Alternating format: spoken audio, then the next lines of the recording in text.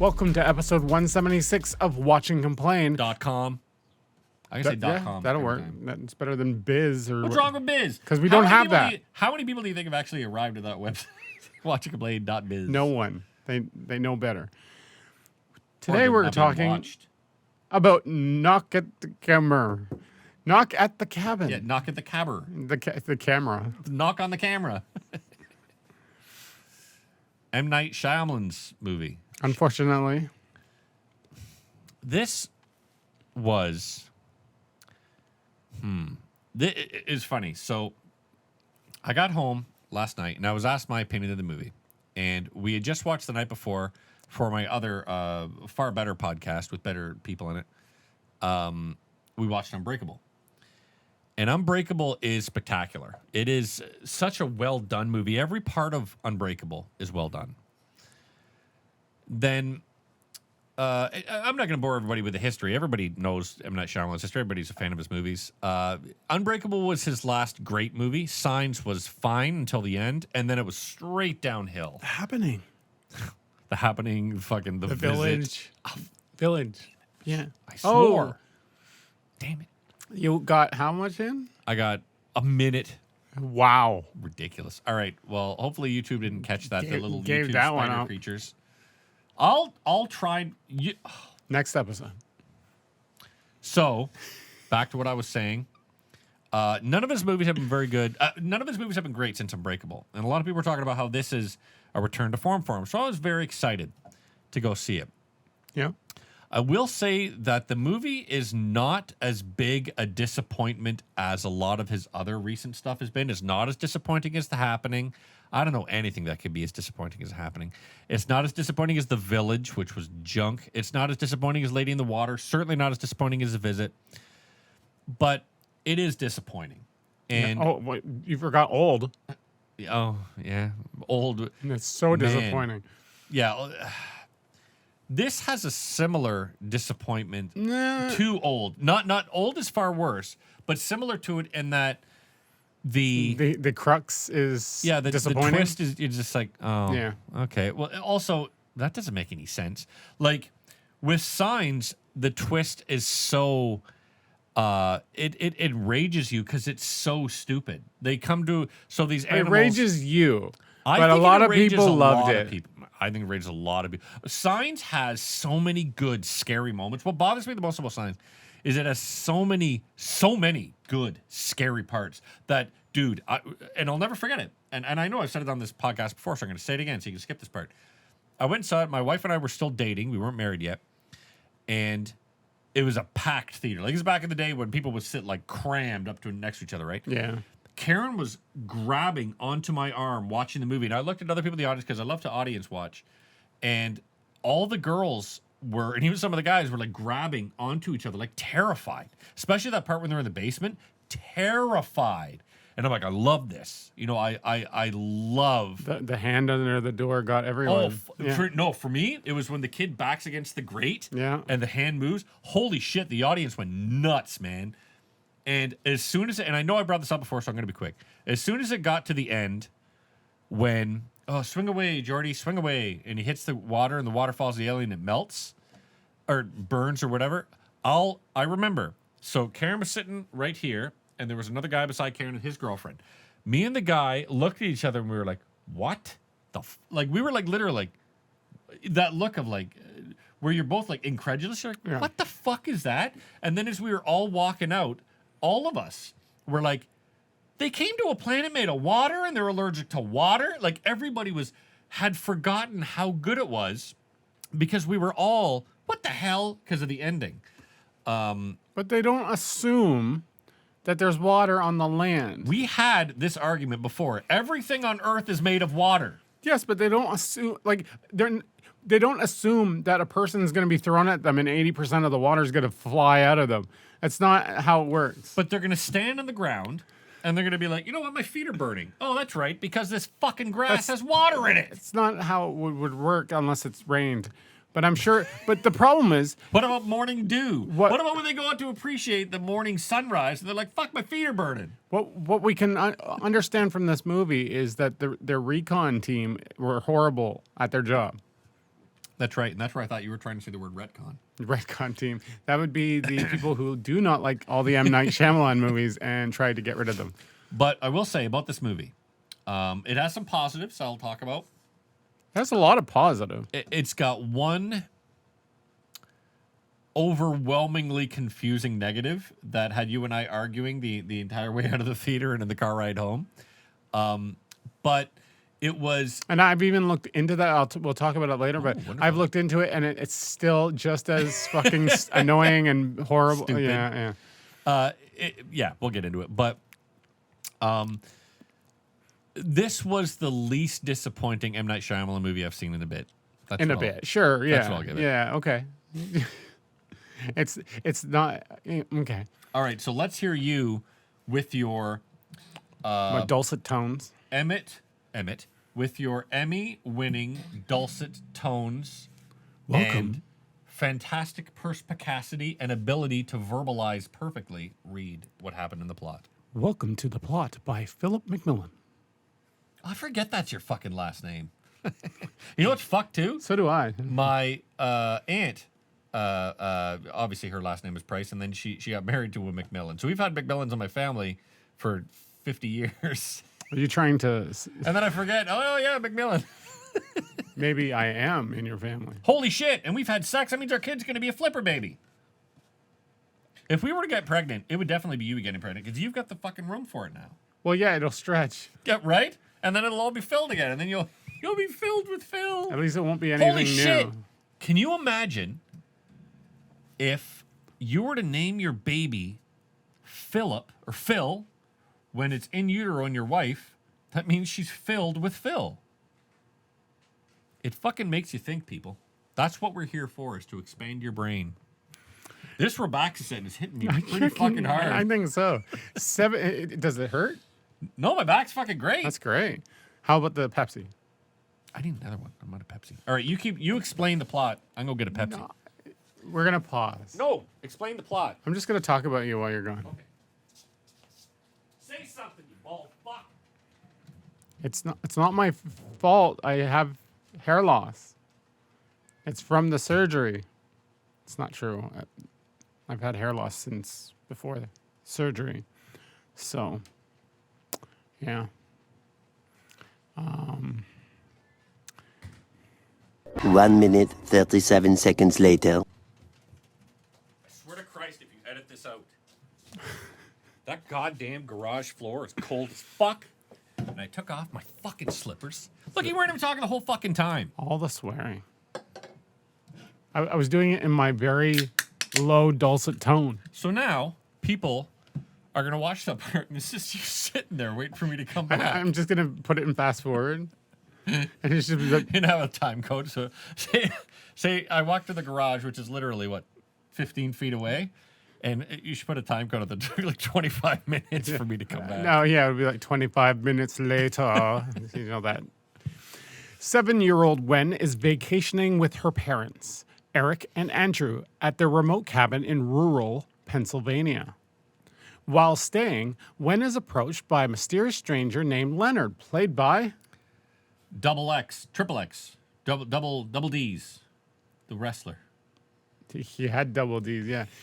Dave Bautista. Bautista. Which, great actor. He did. You know what? He Loved did. I'm not gonna say did great, but he did very well. I would say he did great. I'd say, you know what? You're a good point. Out of all the actors, I not bought saying into one. him the best. But yeah, there was a lot of Him, good and actors then the there. secondary is the Ron Weasley. no. Fuck him. Oh, I thought you were talking about the secondary actors. No, I'm saying secondary to Dave Bautista in acting talent would have been M. Night Shyamalan in the commercial. M. Night cameo. Shyamalan. I love that. He has to do it. The problem, and of course, Dave It's Bautista one of the parents. is an extremely large man. I think Eric, the guy that got shot in the end. Yeah. Spoilers. I Not guess, not for anyone killed. who's seen it. Yeah, he got killed. The other one then. Daddy, what? There was The Daddy. one who Dave- has anger issues. That was Eric. Okay, so Eric was a better actor than Andrew. Oh, right. I'm sorry. Yep. Eric, that's sorry. Eric's If alive. that's who it is. I swear I watched the movie, everybody. But and it's no fault of Dave Bautista is an extremely large man, right? He just walks around And- like this and like There's a lot. So one thing this movie does, it's sometimes to its benefit and sometimes to its detriment, is close-ups and constant getting closer Well, close-ups. he does that in all his movies. Like, He does. Remember that in Old? Yeah. It was just too much. Yeah, I felt it was too much with this, especially with Dave Bautista, because Dave Bautista is so big, right, that he fills the frame even when it's like a static shot of the standing back. But when they get closer to him, you realize those little things in his head, the divots in his head, and his head is perfectly round. And what sucks is, again, he does a great job in this movie, but I'm getting distracted by like, holy fuck, that guy's head is round. And maybe that's just the ADHD talking. But I'm like, I'm listening to what he's saying, but I'm like, his head is so round. And yeah, a lot of the times you're just like, zoom out. Yeah, like, why the fuck are we in so close to this scene? Why are we so close and not moving the camera? Like, you could, this whole time you're up close and it's static almost, and it's just there. Close, when for a good amount of time, all that time you could have zoomed out and made it like a very cool cinematic thing. Yeah, but the thing is, I mean, if you zoom out, your audience gets calm because they've got area to run, they've got area to move. When the whole point, in my opinion, of keeping a nice tight close up is it starts discomfort. I can see that. Yeah, I can. At least in a movie like this, it's discomforting. Whenever I'm too close to you, I'm just like, Like, Rob, stop trying to kiss me. Like, don't be so close, Rob. I'm 2 feet away from you. And the people behind us at the theater were like, what the heck? Rob, stop trying to tongue my asshole. They were like, what is this, The Last of Us? Jeez. Dun-dun-dun. Anyway, okay. When is the prospect? Okay. Initially charming, Leonard explains that. You know what? I wouldn't call him charming, but this was the more I thought of it, this was a real testament to how well Dave Bautista did at this role. How well he played the teacher. Yep. Yeah. Because he could have become two things in this scene very easily, I might add. He could have been condescending, right? He could have been like, "Oh, yeah, I like collecting grasshoppers too." You know, like could have been very condescending. Yeah. Or he could have been and this was what I was more afraid of. He could have been a very wooden, shitty actor. Like, yes, I also enjoy collecting grasshoppers. You know what I mean? Like a fucking Triple H acting. John Cena acting, right? Where he was really good. He felt like he was honest and he was trying to get to know her. What? Triple H. He did. He started in the Blade movie. Blade 3, yeah. But he felt very honest, and it really came across that he was being very he came off as very sorry of what's got to happen. Yeah. You know what I mean? And it was to get that across as an actor who started as a wrestler is, in my opinion, extremely impressive. You know, he was a good actor while wrestling, but you didn't get to see how well of an actor he became. Like, you wouldn't have seen that coming. You thought, oh, it's just another wrestler trying, and hardly any wrestlers who have gone into acting have come out as actors. You like, the big thing is The Rock. Yeah, but The Rock doesn't play roles. He plays The Rock in every single fucking movie he's in. And Austin hasn't done too well. Like, he's done well for, like, but still, a wrestler going into acting. He plays Steve Austin in every role he's in. Exactly. Right? And that's why I was very impressed by Dave Bautista's. He actually plays a role. He's not just Dave Bautista. What do you call it? Acting range. Ability. Yeah. Yeah, exactly. Austin is a perfect example. John Cena is probably a perfect example. Triple H only had one role that I know of. I'm surprised. Yeah, I thought he'd be more. He tried to get more, but I don't think anyone. He was trying to get Masters of the Universe. Oh, really? Okay. I believe. Maybe a good He-Man. He would, but then he's playing himself again. He's trying to play Tila. And then you got Hulk Hogan, who did a bunch of like the casual, the porno tape. Strong. No, aside from that one, he had too much pork. Name the movies that you remember him being in. Suburban Commando, which is the ultimate best one. That was my kid favorite. Me, I should get my son to watch that. Some about mountain. It's about a mountain. It's the sequel to Three Ninjas. It's on a mountain. Oh, was he like just a bad guy in that? Or something? Yeah, he's generic bad guy. It's very. No. Ah, fuck. There's another. Mr. Nanny? Yeah. Yeah. He's in. Is he in No Holds Barred? Yes, that was the first one. And he's in Rocky 2. Yes. That's all I remember. Tropic Thunder. He was not in Tropic Thunder. He was in Tropic Thunder. Who's he in Tropic Thunder? Himself. When? Oh, he's in Gremlins too. Remember when he rips off his fucking Are we suit? talking about the same thing? Tropic Thunder, with the boat and they're on. And Ben Stiller. No. That's fucking Tropic Thunder. No, what the fuck there's are you like talking a about? TV show or something. I don't fucking know. That What was the like fuck am I going to watch a TV show with Hulk Hogan? That's not wrestling. Hulk Hogan and his buddies are in a resort. I gotta fucking see and this it's like, now. This sounds stupid. It's like Hulk Hogan and his buddies meets Baywatch. Dude, we gotta watch this and we'll talk about it. That sounds spectacular. Yeah, it's something. Where was I? Oh, and then you got Kevin Nash, who was in Punisher. One of the Punisher movies. Was he the big Russian guy that beats the shit out of the Punisher? In the Punisher he's also in Magic Mike.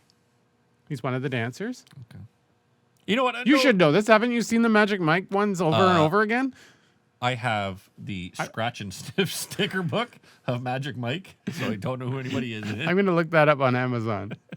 $14.99. Smells like Jock. Oh, look at the ratings. Rob's on the top. Rob likes it on top. Purchased it 40 times. Jesus. Would recommend. It keeps wearing out the more I scratch it.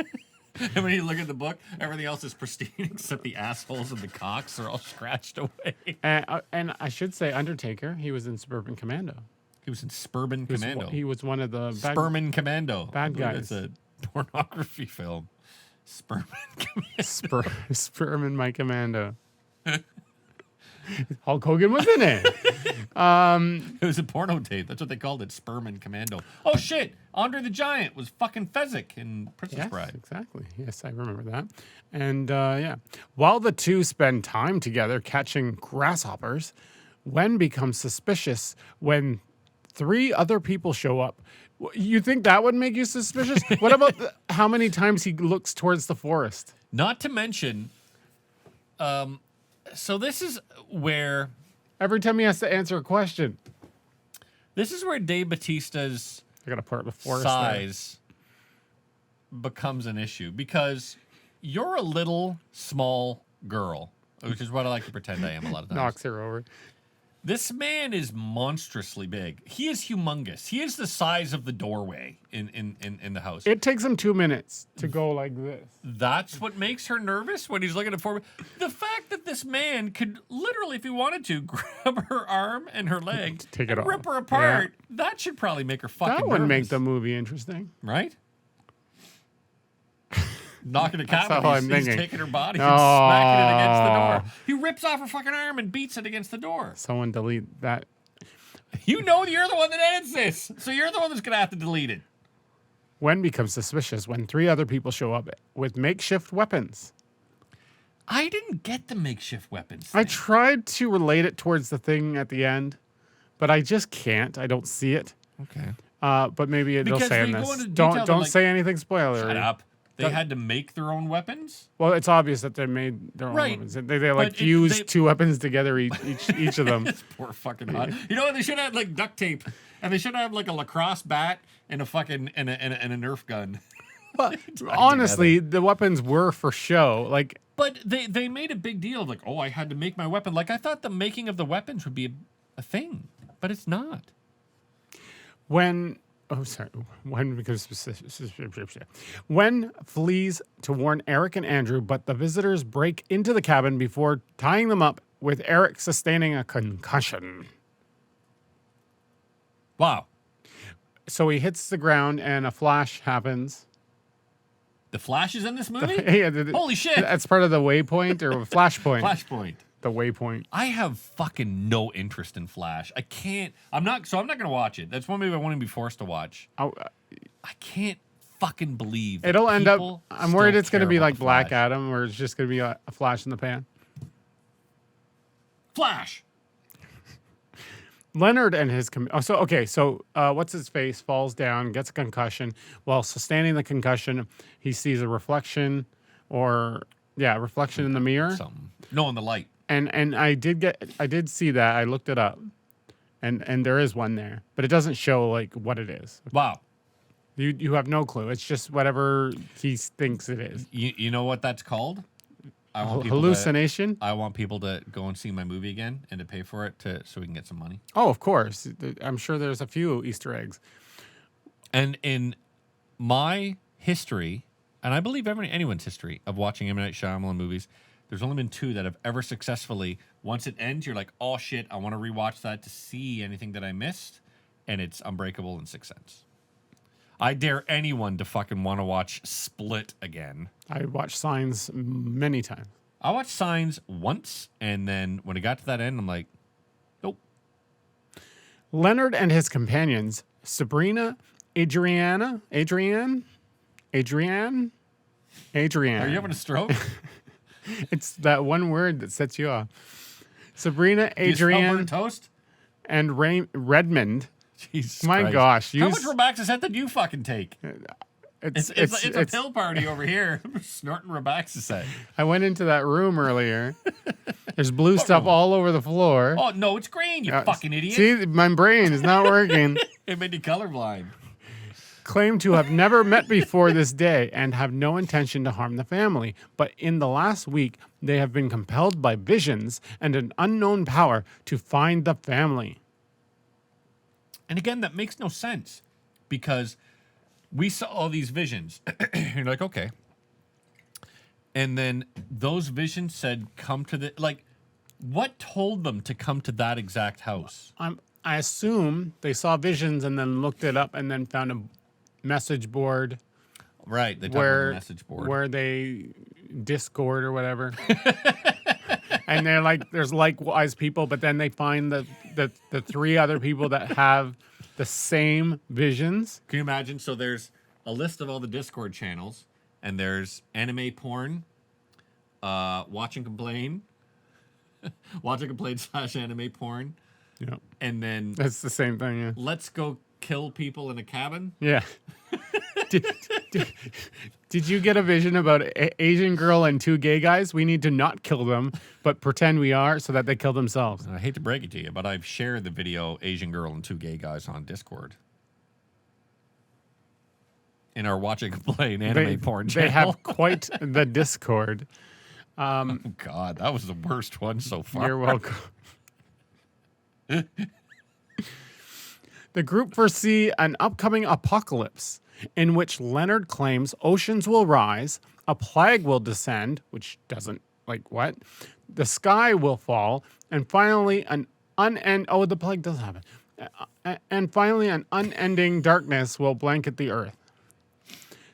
This can only be averted if the family kills one of their own as sacrifice. Yeah, if they agree to do it. Yeah. They have to do it. They are warned that while they will survive the apocalypse, if they do not choose, they will be doomed to be the last people alive. Eric and Andrew believe the group is lying, and the attack is rooted in hate and delusion. Yeah. So, man, what's the right way to put this? I think it handled the fact that they're 2 married men with a kid that think this is hate towards like homophobia. This is a token homosexual relationship with an Asian kid. I think they saw Modern Family and they were like, hey, let's do the fucking scary version. But no, in all seriousness, I think they did a lot better than I thought it was going to be. Okay. I thought it was going to be fair. a lot stupider, a lot more smacking over the head going, see why this is bad? See? I still think it was very safe. Oh, it was safe, but it wasn't smacking over the head going, gay people are allowed to have kids. Bang. You know what I mean? Like it wasn't being super fucking patronizing. It was done acceptably. In my opinion. Some other people might think this is fucking bullshit. But I thought it could have been a lot worse. How I believe it's Eric. You're right. Has the issue with Redmond. It was still very tokeny. Like it was very like the token black guy, but the token gay couple. with the yeah. But see, what I like is shows like Modern Family or The Superior, 6 Feet Under. They treat gay relationships just like any other relationship.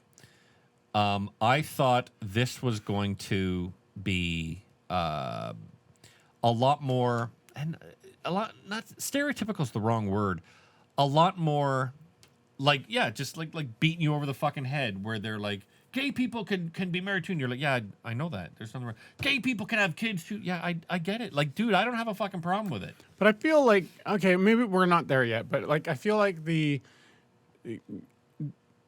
go-to way to handle this would be not to make the gay thing at all an issue, but I guess that's not realistic. But it was also kind of Eric that made it the issue, right? Because Eric was going, oh, you guys are fucking Because it's picking on his us 'cause own we're issue. gay. Yeah. But then, therefore, the director or the writer is creating this issue and saying that, like, But this I think this is an issue that happens, which it is. yeah, and I think it was just supposed to be like a I just feel it's an old school way to approach it because, like, I feel like we're not past this. I'm sure this still happens all the time. I'm certain it does. I just think that showing it in film as like an example piece, you're not going anywhere with. We've seen this. Yeah. Like, I feel like the movie did it far less clumsily than it could have, and that's all. That's what I'll leave it at. Okay. Enough of your ranting homophobia, you monster. Yeah. Okay. Yeah. As I'm wearing this shirt, Yeah, your masturbation shirt. I'm trying to deter people from thinking that I'm I'm trying homophobe. to determine if people masturbate. They just think I am a stutterer instead. You know what? I always love that saying. I can't remember who said it, but was it 95% of people admit to masturbating, and the other 5% are lying? I still don't get that. I mean, like, I get what you're saying. I don't get the people that either say they don't or don't. I think the people that everybody does. It's of course we do, but I think that the 5% of people that say they don't are insecure. No, they're saying it for like religious reasons or reasons where they might get killed, to where they say they do. Yeah, I get that, but there's still everyday people who wouldn't have that worry at all. But a lot of people are not as like sexually Outgoing? Not even outgoing, but Accepting? I guess mature is kind of the word for it. Like, I have no problem with the world knowing I masturbate because I've been doing it since I was a fucking 9 years old. Whereas every time I masturbate, I giggle. And then you cry, and then videotape it. I don't know why you videotape it, but that's Watch It Complain / Phil Jacks Off. That's what I have playing here while we're the whole time. When the family refuses to choose, the visitors sacrifice Redmond by covering his head with a cloth and beating him to death with their weapons. Yep, made. And Redmond was played by Ron Weasley. And no one cared. He could have been played by anyone. Yeah. And I get it, dude. Like, the guy's got to work, you know, so he's doing this. But I'm like, we got the Harry Potter crowd. Yeah, maybe that was the whole fucking reason, is try to bring in some of the Harry Potter crowd. But this is where the movie started losing me really badly. Because I was like, okay, so if they kill Ron Weasley, does the apocalypse not happen? But no, it still happens. That's the thing that initiates it. Yeah, it's a sacrifice. But you make the sacrifice for it to not happen. But they are doing it so that they eventually give in. But and save the world. The parts of the apocalypse. If they don't do these things, anyway. We don't get to the point where they accept it, and then the rest of the world survives. But all the apocalypses that they say are going to happen if you don't kill a member of the family happen. So why did they have to kill Ron Weasley and the other two people? Because part of that is the process. Like, for some reason, what great screenwriting this is. Part of to get them to decide to. You know what? You're like M. Night Shyamalan trying to explain this to the producers. Oh, I know. To get them to decide to kill one of them, you have to scare them into or get them to believe that these things are happening. To get these things to happen, you have to sacrifice yourself. Okay. It's part of the process. If they don't do it, the whole thing will go to hell anyway. So it's like have this dilemma where it's like, don't spoil the end. Sorry, Now you spoiled I beeped it.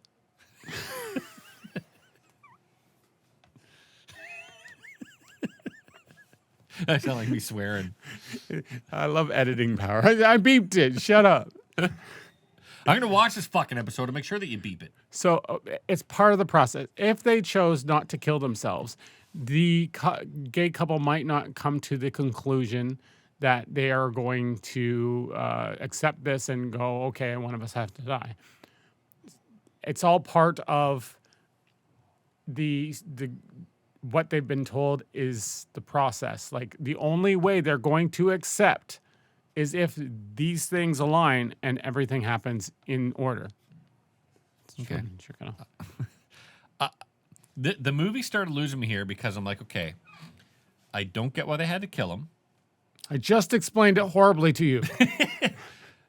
But they make it very, what's the right word? They make it very, like religious, like it's a big deal. The process. They make it very process heavy. We've all got to say, and this is where the judgment of mankind. Well, that's is part of the passed. whole thing. So what the fuck?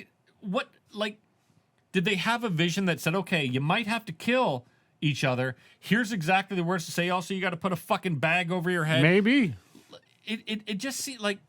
But maybe it's them piecing together all the things that they've seen and coming together with a narrative. And this is where, okay, and the reason the movie started to lose me here was because it seems so kind of stupid that they would piece all this together and figure all this out and realize, okay, here's how we do if we got to kill each other. The apocalypse is still going to happen, so your life, but maybe it didn't. Your death basically means nothing.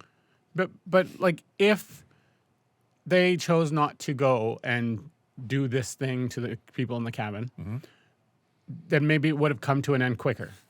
Like maybe it would have been like the world's over. Okay. Okay, so they're coming to the realization that they have to go through these processes to get this family to then sacrifice one of themselves. If they don't go through what they've seen in their visions to the T, the family won't get to their realization that they have to go along with it. Okay. You know what? And hopefully they realize that they have to go along with it before they they have to kill each other. As soon as Ron Weasley died, I was like, okay, whatever. And because as soon as Ron Weasley died, I didn't get why he died because the apocalypse thing still happened. But that's when I was like, oh, okay. All these guys die, and then the only thing I was not sure of is which of the cabin couple dies. I was like, did they kill the little girl? Did she volunteer? Did they say, oh, she's got cancer, she's gonna die anyway, bang? Like I didn't know which of them was gonna die, but as soon as Ron Weasley bought it, it was very clear the next hour is all three of these are picked off one by one. Yeah. Because, okay, after Ron Weasley died, okay, boom, it's over. No more movie. Yeah. Like, that's not going to happen. But it's also like, oh, so Ron Weasley died. Oh, bummer, eh? He was the only one of our team that got killed. Like, no. Obviously, they the rest know, of the three of them but died. they also know that, like, see, this is where I get confused. It's like, you've seen the visions that you're going to die. I don't think that they see the visions they're going to. They see the visions of the apocalypse, but they don't see their own death. Oh, what could happen if they keep saying no to each one of these things. Right. But they're not told through visions that this will happen. Correct. That only it could. But if you saw the vision of the next apocalypse, then you clearly know that. But you're right in terms like they could just show them like this is what could happen. Yeah. And they get to see. I have a feeling that we're thinking more of this than the people that wrote the movie. Probably. So I was wrong earlier. You were fucking wrong. I told you were. When Eric sees the figure of light, it wasn't when he fell down and got concussed. You know what sucks? I wanted to put coffee in this, but I fucking didn't. A concussed Eric sees a figure of light as Redmond dies. On the TV, media reports devastating mega tsunamis, which Leonard says is the start of the apocalypse. Andrew, this is where I'm like, these things started already. So like it's not things that just go boom, it happened. Like the next one we'll get into had to have started a long time ago before this issue, and he kind of brings that up. So it's like you could have gone with something else. The other thing that started bothering me, I will say it started bothering me around the second death, the girl Adrian. How would I get to that? Fine, I'll just sit here and be fucking quiet until you get there. Okay, well, hopefully. On the TV. Good luck. Okay, we did that. Andrew realizes that he recognized Redmond, who he believes is Rory O'Bannon, a homophobe who assaulted him in a bar years ago. This is the paranoia. For which he went to prison. Andrew believes Rory tracked him down as revenge. Leonard, Sabrina, and Adrienne question if Andrew is right and struggle. This must be when I went to the toilet. I like how you need to be like, I also went to the toilet, Philip. Did you? Yeah. Oh, earlier in that? Yeah. Yeah. He's smart. Yeah, because God forbid I miss any of this fucking stupid movie. If Andrew is right and struggle with their guilt, but maintain that they believe their visions. They reveal that Redmond's death has unleashed the first disaster. The next day, this is then when why did they kill him? Why, if you didn't kill him? Because it's part of the process. Oh, fuck off with your process. If there's no, if it's like a puzzle. If you don't have one of the puzzle pieces, you can't get to the end. But you know what stops the puzzle from happening completely? You don't do it. But they are understanding that if you don't do it, it's going to happen. You know what I hate about doing puzzles now? So it's off camera, but I've got my puzzle board beside me, and it's big enough for that 3,000 piece Star Trek puzzle. I just know, dude, my back is going to be in fucking agony. Well, you're going to have to wait for sure, yeah. The next day, when Phil came back from the bathroom. The next day, so we had to wait for 24 hours? I had to sit there in the fucking theater waiting. It was for you to come comfortable. back? They got recliners. I thought you were talking about the bathroom. That was a pretty reclinable toilet. The next day, I've been in worse bathrooms. The next day, the intruders sacrifice Adrienne as the family once again refuses to choose a sacrifice. That's number 2. So when Adrienne died, this is where I started noticing something weird. And it's that the 4 people that came in, so Ron Weasley, Triple X, Black Nurse, and Line Cook, they're all very calm. And the only time they start to go crazy is when they're going to die. And I'm like, okay, it makes sense. Or when something deviates from the plan. Right. But they're all relatively calm, especially Leonard. Leonard is always calm. He apologizes for yelling and raising his voice. That's the school teacher in him. But Jesus Christ, Daddy Eric and Daddy David, right?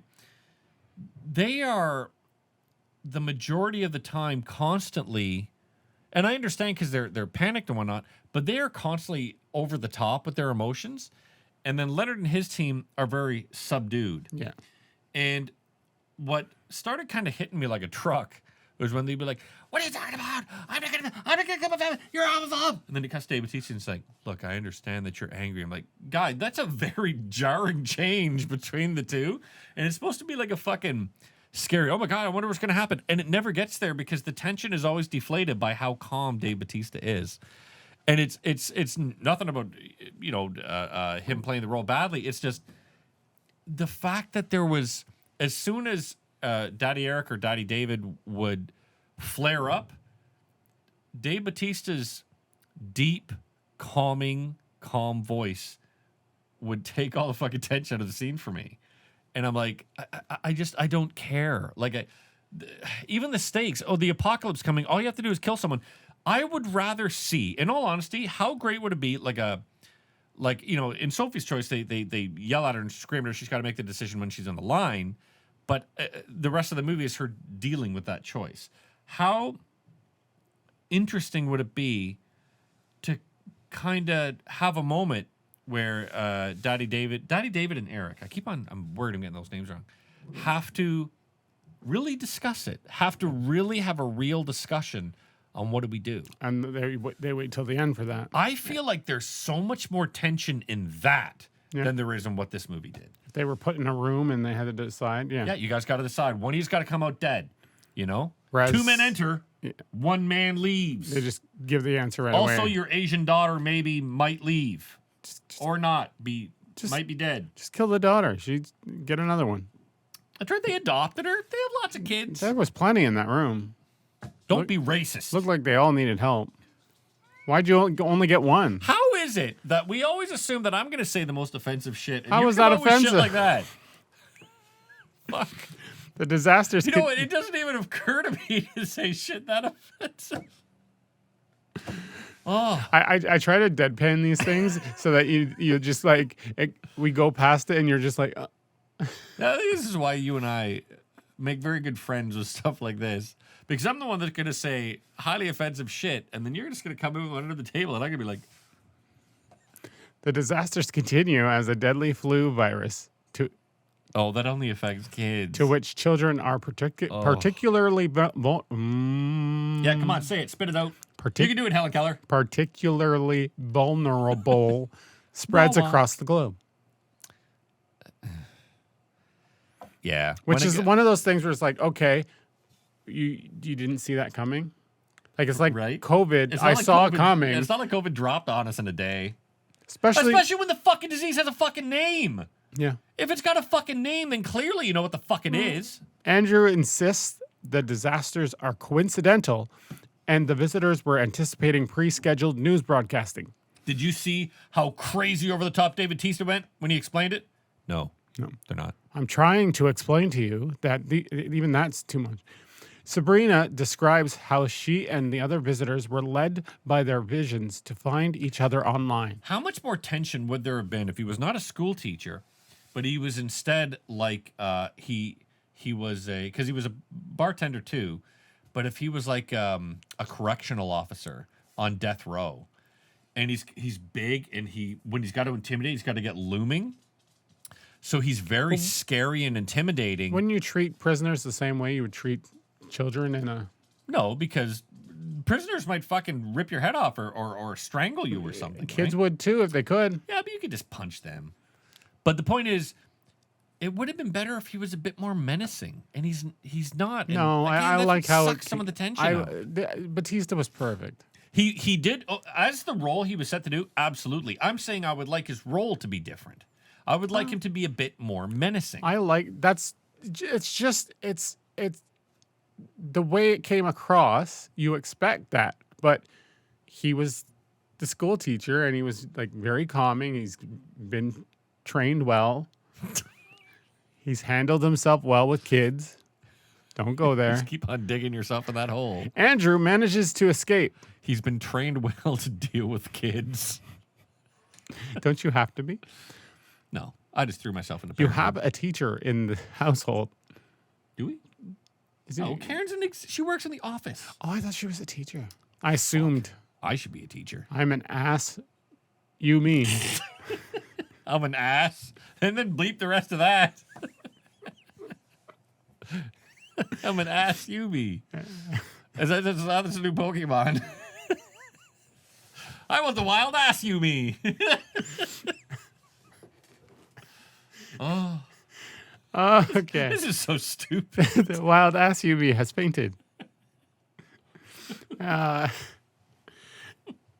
Would you like to rename your wild ass, you mean? No! Andrew manages to escape, retrieves his gun from the car, and shoots at Sabrina until she flees. Andrew finds Redmond's wallet and proves to Leonard that he was Rory. Okay. That sounded like a really racist thing. The way that you said it. Rory. Prove to Leonard that he was Rory. Rory. And I'm like, that sounded really racist for a second. It's like anti-homophobe. What? Because Rory's What? Rory's a homophobe in the eyes of Andrew. Wouldn't an anti-homophobe just be a person that's okay with gay people? A proud person? A proud boy if he's very young. I think we're going down the wrong. Okay. Proud boys often go down the wrong hole. That's why they're so fucking hateful towards gay people. Now I don't know where. Injured from his attack and their tires slashed. Andrew believes Who slashed your tires? it was done ahead of time. Okay. I'm sure while they were outside. Andrew believes the four came in a truck nearby and suggests they use it to escape. Really, That's I'm pretty gonna assumptive. bleep this. There's probably some horses down the road. I probably don't even have to bleep that. But you know what? That's pretty assumptive to say they came in a truck and then they get there and it's a fucking truck. They could have said they probably came in a vehicle. I think that's just one of those things where it's like, ha, he was right. But it didn't matter. But also, how awesome would it have been if Dave Bautista and these guys are there and then they go and it's like a Prius? That would be good. Imagine Dave Bautista crushed into a Prius. But it was the electrical truck? Where will I keep my grasshoppers? After Andrew and Eric lock Leonard in the bathroom, Sabrina breaks into the house and is finally shot by Fatally Andrew. Stupid. Well, finally as well.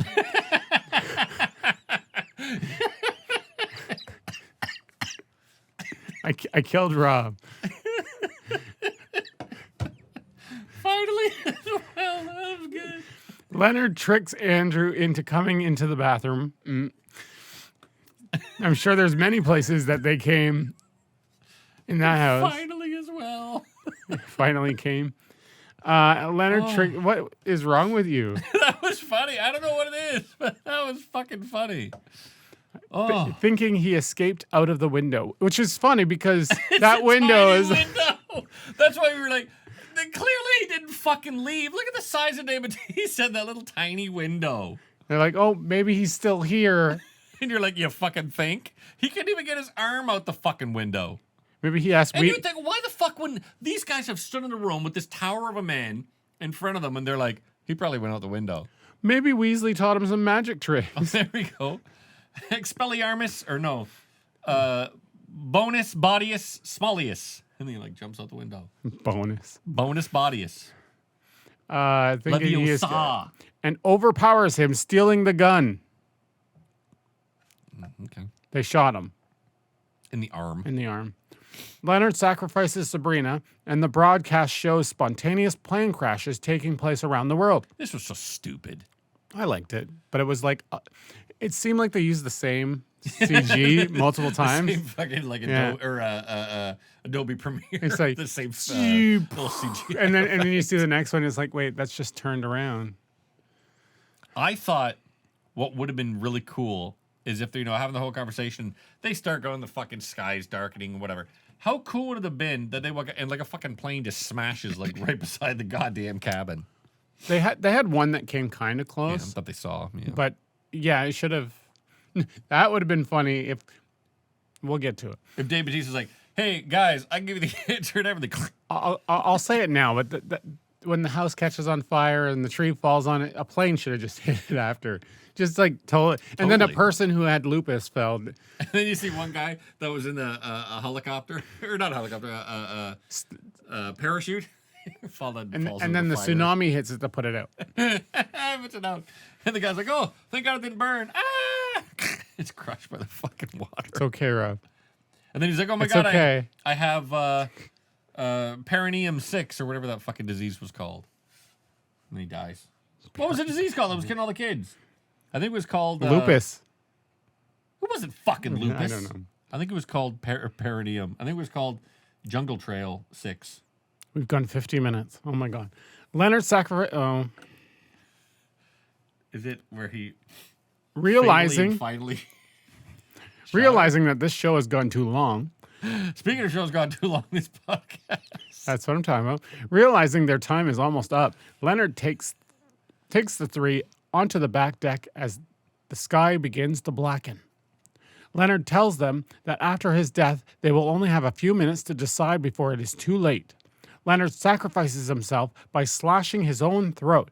Upon his death, the skies darken and lightning bolts cause fire and more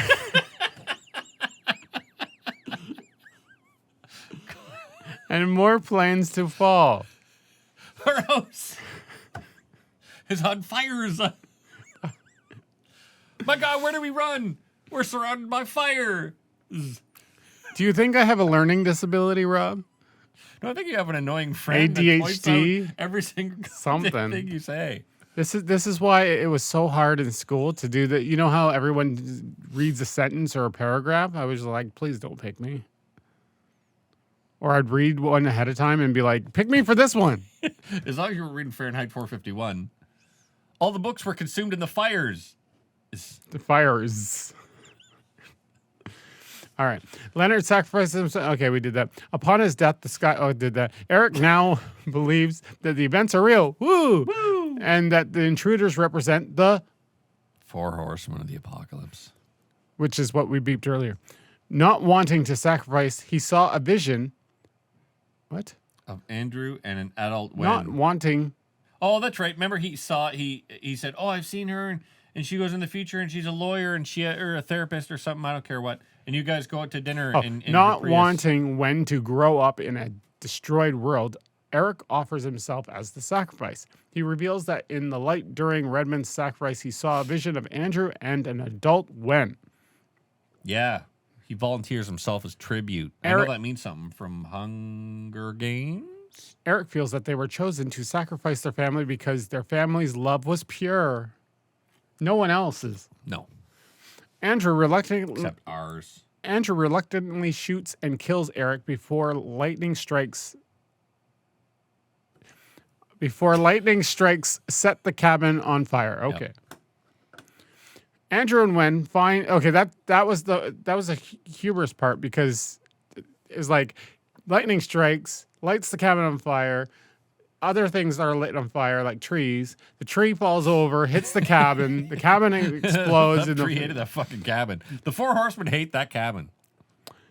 Andrew and Wen find the visitor's truck with belongings that corroborate their stories. They drive to a crowded diner nearby where they watch the news reports confirming that the disasters have subsided. And which is like it was just so fucking stupid. Yeah, you're just sitting there going, "Can we just have it? Just do not something." To mention that they do every disaster in the order that they were shown to the audience, like to us on the TV. So it's like, yeah. So all the tsunamis, they just stopped. Also, all these kids, no one's died in like 2 hours because of this crazy disease. And it looks like it's gonna stop. Yeah, it's gonna stop. Also, all the planes, they just stopped dropping. We've only had one more confirmed, like in the last hour. They've landed. And you're like, oh, for fuck's sake, like, give me a break. Like this, it felt like it was written by someone that was like, okay, disaster 1, solution disaster 1. Yeah. Disaster 2, solution disaster 2. It was stupid. It was very poorly written. He works so hard on the visuals, which he does really well. Mm-hmm. He works the build up was good. Yeah, there are holes. He can make tension, man. Tension for sure. The writing for the characters was pretty good. Mm-hmm. But when it comes down to your solution for anything, yeah, you know what? You just lose it. You don't have that thing that it's like late Michael Crichton books. Michael Crichton books in the start of his career were spectacular. And then you got to books like Sphere, where the ending of Sphere is like, oh, let's just forget it. Okay, it's forgotten. And then the end of Jurassic Park is like, holy shit, there's a bunch of dinosaurs. Hey, one of these dinosaurs might have gotten off the island. And you're like, what are you going to do? Fucking have a story about a dinosaur fucking attacking the world. That's not their problem. They're in a helicopter surviving. But it was such a cop-out ending. And it gives them something to play off of in the next movie. movie. It was a cop-out ending. But my point is, I feel like M. Night Shyamalan must have read a lot of Michael Crichton because it's just it falls apart in the end, and it falls apart. This one not as bad as the others, but it falls apart where you're like, ugh. Yeah. You're like, this is stupid. Or you're hopeful that there's going to be one thing at the end that's going to just like make this into this great movie because like it has all the tools to be a great movie. If you had the ending that like something where you're like, oh, that's so cool, like that's how it went, and because you want to go home to your family and go, oh my god, that ending, you got to see it. And it doesn't need to be amazingly good. It just needs to be clever. And it's like, oh, it's pretty cool. And it can be a kick in the gut. It can be like one of those things where like, oh, that sucks for them. Oh, I didn't want it to go that way, but that's cool. Like you actually went there. Even you and I were like, 4 Horsemen. And I was like, dude, the 4 Horsemen You kept getting stuck on the famine. Pestilence. Famine, pestilence, disease, death. Because there's no famine in this. There's no fucking He chose famine. to go with something else. So. And I'm like, but... And I know you were like, the stories can change, but I'm like, but the 4 Horsemen are pretty much, and have been since their introduction, by God, who's real, because the 4 Horsemen are totally real. They've always been the same 4 Horsemen. Like, they've never changed. Think of it like the Bible, where, like, I'm sure... It's open to interpretation. Exactly. How many people have relayed this story and changed it over time to fit their prerogative, their needs? That's how we got 2 kids, My wife was relayed. Do I need to say any more of this? Boogie shoes. That part was so. They get in the truck at the end, and they turn on the radio, or while they're turning on the car, the radio starts, and it's their favorite song. It was like, oh, okay, that's nice. I half expected them to just start belting the song, like to start singing along, like happy, and I'm just like, please don't do that. But instead, they went turn it off. She turns it off because she feels that. Oh, he turns it off first. So they get into the car. They both look at it. They can't believe it's a song. He turns it off. Pause. She turns it back on. Okay. He turns it back on. She turns it off. Pause. And then he accepts it. He accepts it. She turns it back on. He turned it back on. Okay, maybe he turned it back on. Yeah. Anyway, there was acceptance, and it's like, this is nice. But you half expected them to just start singing like they do in the original scene. But you're like, there's like, oh. But you're like, I get it. These guys have been through something traumatic. Okay, I get it.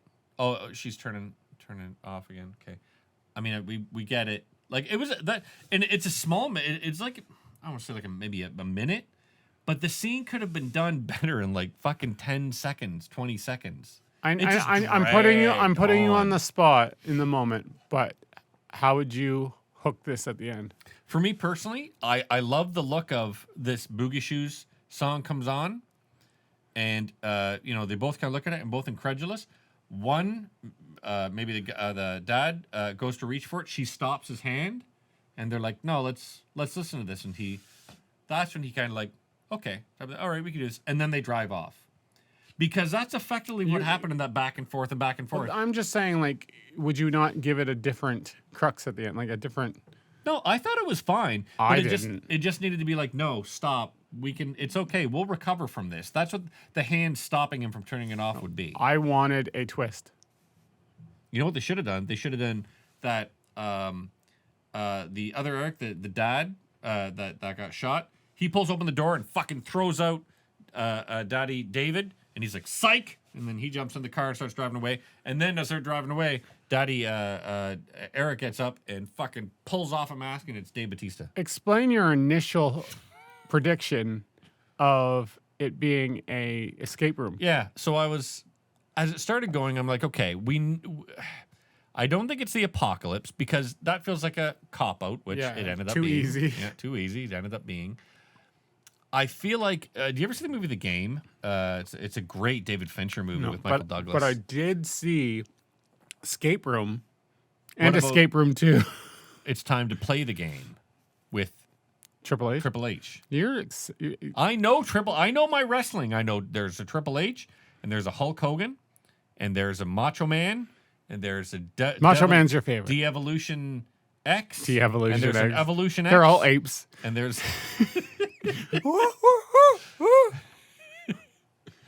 I'm done. Oh, I forgot my train of thought.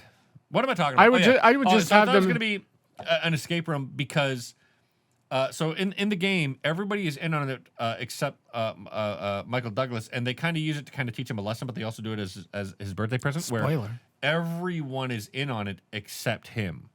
And I thought this was going to be... It's a surprise party. Yeah, Okay, I like got you. these guys wanted the ultimate experience.